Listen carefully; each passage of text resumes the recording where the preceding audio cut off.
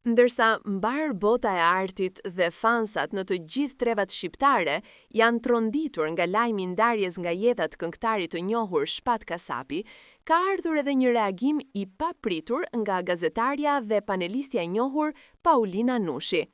Ajo ka ndarë me publikun jo vetëm trishtimin për humbjen e një jete të re, por edhe një arsye personale pse prej kohësh kishte humbur respektin për artistin e ndjerë.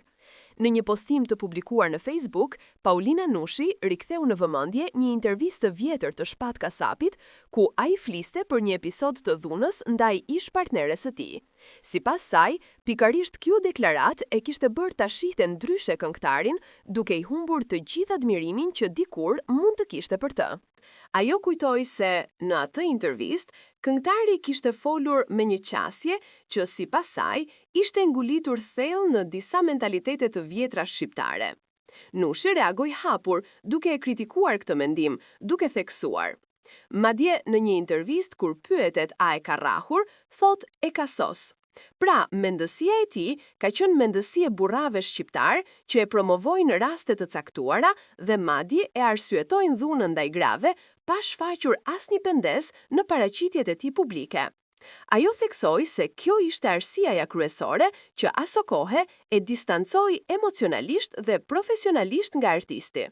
Gazetarja vazhdoi duke shkruar: respektin për Shpat Kasapin e kam humbur kur është deklaruar se e ka rrahur ish të dashurën e vet. Për të, kjo ishte një pikë e prerë që nuk mund të anashkalohej, pavarësisht suksesit artistik apo dashumisë që publiku mund të kishte për këngëtarin.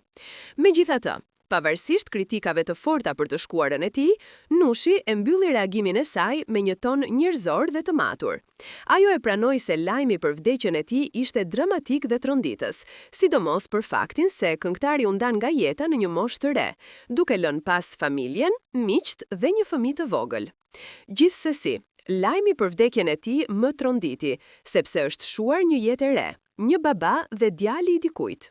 Ngushëllime familjes, përfundoi ajo, duke i dhënë reagimin një balans mes kritikës publike dhe dhimbjes njerëzore që sjell humbja.